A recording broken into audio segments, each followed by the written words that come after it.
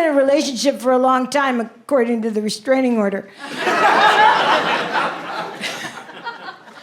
Couple late night calls, couple drive-bys, suddenly I'm the bad guy. You know, there's a really fine line between stalking and caring. But I realize that I do get hit on. Well, I work a lot of casinos, and those boys love me. Come here. I swear to God, I'm not lying. I'm working in Chinook Winds, which is on the Oregon coast, this casino. I'm down there, and this guy comes up to me, and I love men because at this age, they don't know they're old. They just think they're in there. You know, they have the confidence. It's just amazing. This guy comes over. He's got his walker. He's got both his hearing aids in. He's wearing some kind of bag. I'm not paying attention. And then he's wearing most of his lunch down the front of him. And he comes over and he puts his arm around me. He goes, I'm going to take you to dinner. I go, okay. Where should we go? Well, can you drive at night? I'm your girl. It's crazy. I'm glad I'm down here, though. I'm glad I had to do this today because I'm getting out of something. I got out of a family vacation. Yeah. I don't have kids that I know of. I should probably tell you that. The 80s are a little hazy. And, I have nieces and nephews that are my heart. I love them very much. They're very sweet people. But let me tell you something. I'm the auntie that everybody remembers did the stupid things on the vacation. You know, that ended up in the hospital or ended up at the ER. You know, this guy, or I hurt one of the kids somehow without, you know. I'm always, and when, no matter how much you get together with your family, if you're that person, that's all they want to talk about. They all, remember that time? You know, yeah, I remember it. I wish you would just not. And so we went to Bend about 20 years ago, and that's where my family is this weekend. They're over in Bend, Oregon. And about 25 years ago, we went over there. The kids were little, and I wanted to be the fun aunt. So they said, we're going to go horseback riding. Okay. Okay, yay. And so I was a good aunt. Everybody got on their horses, and then they brought mine out. And I'm not lying. This should have been pulling a plow and a truck. It was the biggest horse I've ever seen in my life. The Clydesdales look small compared to this horse. And I'm standing there, and this is my horse. Okay, this is my horse. And then the genius, the stirrup's up here. The stirrup is right here. And the guy goes, just put your foot up there. And you just bounce a couple times, and you throw your leg over.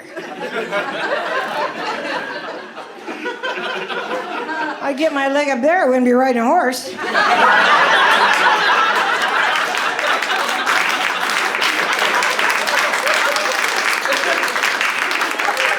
I'd be a trucker's wife.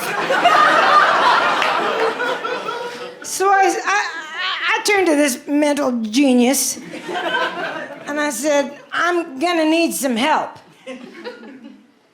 I am not lying. 6 guys. It took 6 guys. We had 3 on one side pulling and 3 more on the other side pushing and shoving, and that hasn't happened since high school. And high school, did you get it? Anyway, so I had to get on the float. Anyway, so now they got me on this thing. And when I say this is a big horse, this horse has also been eating for about 9 years without moving.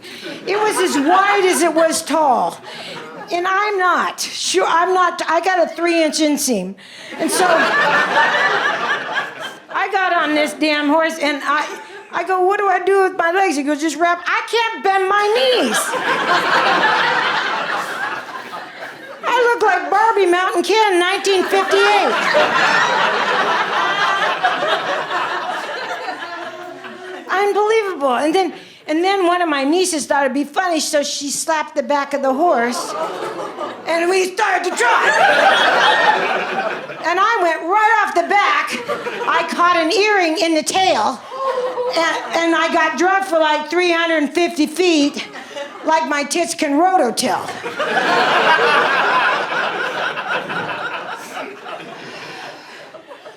Just, no, I don't want to go on the family vacation. Thank you very much. I love them, though. They keep me young. They try to keep me young. During COVID, they drove me crazy. They were afraid I was going to be lonely, you guys. I've lived alone forever. Don't bother me. I got shit to do. This is the same day. Did some different stuff. It's not a problem for me. And they kept calling me up going, are you lonely? No, I'm not lonely. Leave me alone, you know. All of a sudden, I started getting emails from YouTube that I'm taking a macrame class. Do you know what macrame is? Oh, you tie shit together and hang your dignity from it. I'm telling you. If you have a grandparent that's, they've given up. Do you understand? They've just given up. It's what we used to do with shag carpeting when we were stoned in the 70s. That's good right there. I like that one. That's good. Honest to God, here's the worst one. They signed me up for Silver Singles. Do y'all know what Silver Singles is? A dating app for old people? Now, they did it during COVID because they knew I wouldn't ever go on a date. So I wouldn't have to see the people. So they thought, first of all, I was so mad. I started getting emails from desperate old gentlemen. And I was reading them, and I felt bad because I didn't know if the guy liked me or he just had a tremor and swiped right. You know what I'm saying? Yeah, that deserves so much more than you gave me on that one. I'm just going to tell you that one. So, yeah, now it's a pretty clap. That's okay. Anyway, so now and I call my oldest niece. I have 4 nieces, and at this time she was 48. I had 2 46s and a 32. Sounds like a bra drawer, doesn't it? Anyway, so I called my oldest niece and I go, what the hell did you do? She goes, oh, are you getting emails? I go, yeah, what did you think? I said, what picture did you use? She says, Suze, honestly, don't be mad. Don't you want to get married? No,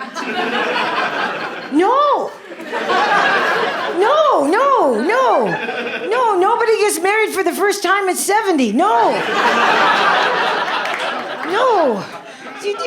Not unless there's a verified pension and a diagnosis. You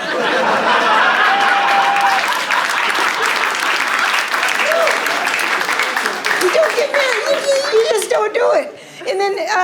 And I said, honey, you get married when you're young, and you have your whole life ahead of you, and you have all these dreams and aspirations, and you have somebody to share all that with, and then you grow old together, and you blame them for the shit you didn't get to do, and that's growing old. That's marriage. I said, at 70, I am not bringing much to the table. Maybe the smell of CBD oil and Altoids. That's pretty much it.